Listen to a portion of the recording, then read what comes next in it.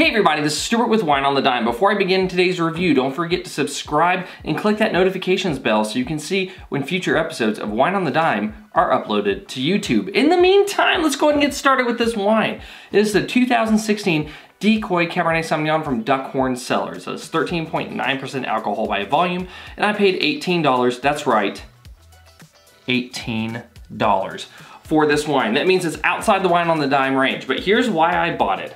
One, it is date night and the kids are at grandma's.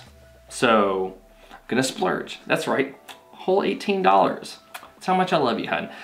Second, I've been hearing really good things about this wine for a long time, and believe it or not, I have never had this. So I figured, why not? Let's just kill two birds with one stone. Let's make the wife happy, and let's buy an expensive, according to Wine on the Dime, wine to review. So let's get going. No screw top, I'm a little bit sad about that.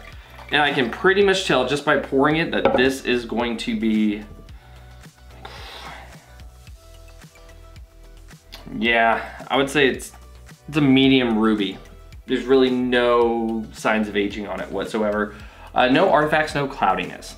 Now from a nose standpoint, so it's definitively buttery. Has a nice little kind of vanilla chocolate combo type thing going on.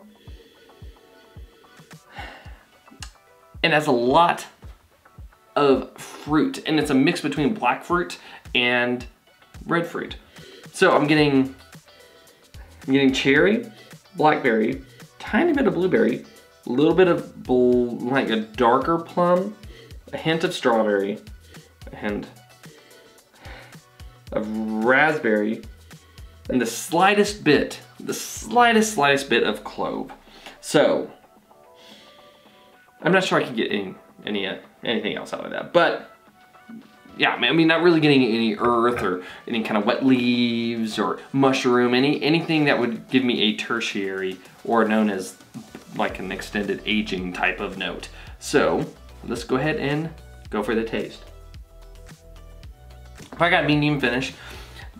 Tannins are softer than I thought they'd be. A lot softer. I mean, Sonoma doesn't have super tannic wines.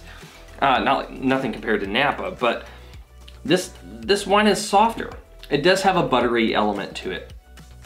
But it's not bad. A lot of that fruit just kind of blends together in and out all throughout the palate. The spice kind of picks up a little bit in the mid palate and then goes away pretty quickly at the beginning of the finish, and you're left with mostly fruit in the finish. It is quite nice though. It is softer. It is, even though it's 13.9, so it's technically a full body one from the alcohol. It tastes like it has like a maybe medium minus, or not medium minus, what am I thinking? Medium plus, almost a medium body. It's lighter, it's a lot lighter. But I like that because it has all of this fruit, and if it was a really heavy wine on top of having this much of a fruit taste to it, it probably can become like syrupy, and it probably wouldn't be too nice. But this wine with the weight of the actual structure, when you're looking at all the components, the acid, everything, and the amount of fruit, it's actually quite refreshing for a red wine. So Decoy, I'm gonna give you a good, and here's why. One, you need a longer finish. Balance in spades. Everything's balanced. Complexity, you actually have a reasonable amount of complexity, I can't talk today, for a young red wine, so that's nice. Intensity, kind of the intensity is there. But let me step back to that complexity for a second. The complexity that I need you to develop, and this is why I'm only gonna give you half a point on the complexity, is you need those aging elements. And that's not your fault, because you're 2016, you're still trying to find yourself. I get it. Sometimes you just want to kind of leave on your own before it's time. And really you need to just wait. Simmer down, hang out in a cellar for a little while longer, develop some of those additional notes, and you're going to be a very good, or possibly an outstanding level wine if that acid can hold with the rest of the structure. If not, if it doesn't hold with the aging, then it's probably going to be because that needed a little bit more acid to deal with the fruit and the secondary and the tertiary elements. But I mean, overall, I mean, you're good. You could become very good with a potential for great. And you're a solid buy. You're a solid buy.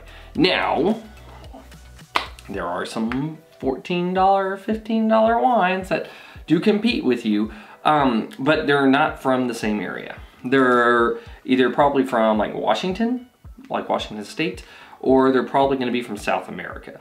So if you want a nice California wine, that's around the $15 to $20 price point, and you're not quite certain if someone likes those types of wines, this is a really safe bet because it's just very balanced, it's very non-offensive, and it will pretty much pair with anything a cab will pair with. So overall, Duckhorn Cellars, y'all did a pretty good job with your wine.